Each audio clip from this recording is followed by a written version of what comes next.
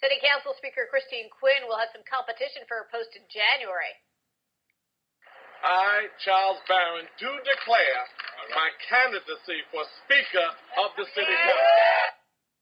Brooklyn Democratic Councilman Charles Barron announced his bid for the Speaker's position on the steps of City Hall yesterday. Barron says it is time to end the Bloomberg and Quinn regime and bring New York City back to its roots of affordable living. The City Council passes the budget, not the mayor. The City Council changed term limits, not the mayor. The City Council passes laws. The City Council determines what's rezoned. This is why we're running for Speaker, and this is why we need reforms. Quinn ran for the Speaker's seat without opposition 4 years ago. She is a heavy favorite to hold on to her position. Barron would need the support of a majority of the 45 Democratic council members to win. We have reached out to the Speaker's office for comment.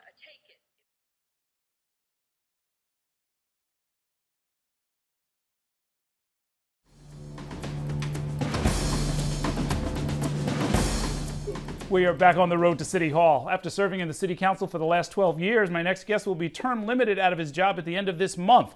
He's never been shy about speaking his mind, and in the past he's been critical of Mayor-elect Bill de Blasio, whether it was while he was a fellow city councilman or while he was public advocate or most recently while he was campaigning for mayor. Here to talk about the transition taking place in City Hall and the race for Speaker of the City Council, Brooklyn City Councilman Charles Barron. Thanks for joining us. Good to see you. Well, thanks for having me. I certainly appreciate it. You are a member of the Black, Latino, and Asian Caucus, and you all had interviews today. You were talking with some of the candidates. Did you talk to all of the people who want to be Speaker? Well, we talked to some today, and we'll talk to some tomorrow. My concern, Errol, is the process and also the reforms that need to come that we started when I first came into the City Council with the Fresh Democracy Council. Right now, as we speak, they're having public hearings. We started that public forums.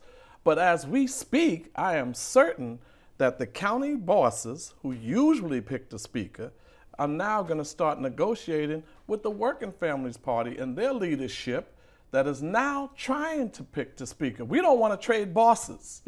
It's time for the Black, Latino, and Asian members of the City Council to stand up. We don't want to sit here, because if you look at Queens, Crawley has 14 council members. Brooklyn, Frank Sedillo, has 16.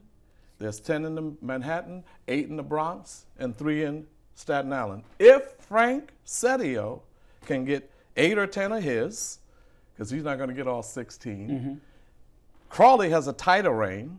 If he can get 12 of his, they got 20 right there, and then they go to the Bronx and get a few. So what the Working Family Party do, and their leadership is Bob Masters, white male, Cantor, white male, Lipton, white male, and then they're putting forth Brad Landers, another white male, could sit down literally with 2 other white males and pick the next Speaker. They may give a Latino or an African American the spot, but Queens traditionally gets the 2 most powerful positions. That's land use and the finance. But you're a very experienced guy. You know the ways of power. You know that what you just described, which might indeed be the case, that the Working Families Party now has a seat at the table. This is what they've been fighting for 10 years, along with the Democratic Party chairman.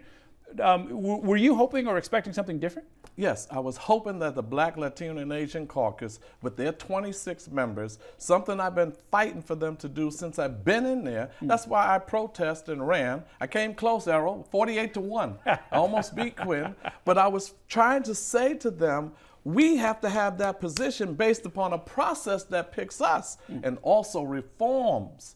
The Speaker should not be the one that determines the capital expenditures, allocations for your area, the expense money. But once you have that kind of power, whether your legislation hits the floor or not, that's why we fought to have the legislation can be discharged from a committee if you don't get a hearing. We got that law. Well, the Progressive Caucus has been pushing for or supporting some of those things. They're supporting those things, and I support the reforms, but we don't want to trade from one set of masters, the county leaders, to Bob Masters in the Working Family Party. We want to be independent.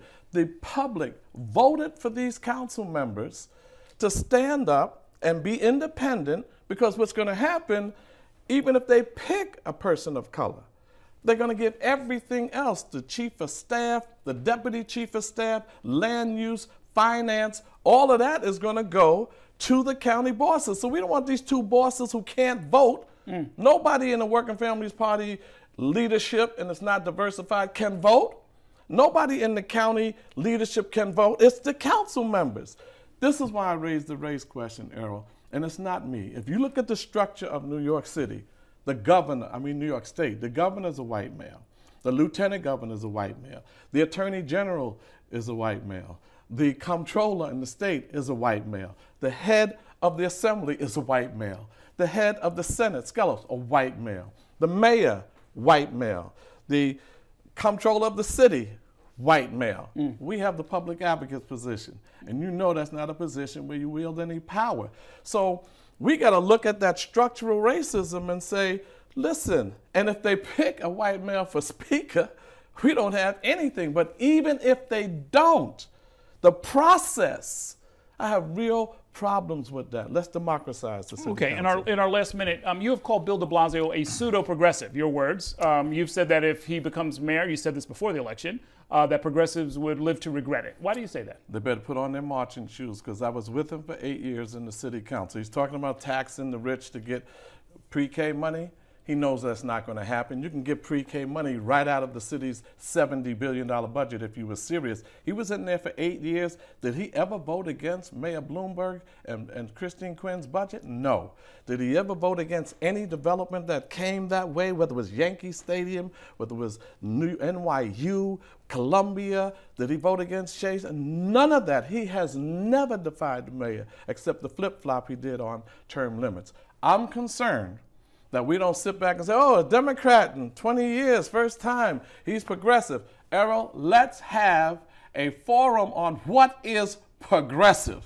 Okay, we're going to leave it right there. Your wife actually won your seat, so she's going to be the next city council woman, Inez Barron, starting in January. And I understand you're going to run for her assembly seat that she vacated. I intend to go to Albany, and I'm so proud that she's going to be at the table. And that 20 votes in the caucus that they made them pledge to so they can have leverage with the county leaders, Inez Barron is not a part of that. She's going to be independent and respect the people that put her in office. Okay, we're going to leave it there for now. Thanks so much for coming by tonight. Thanks Good for to having see you. me. We are going to take a short break now. I'll be back with the results of our Snap poll and a preview of tomorrow night's program. Stay with us.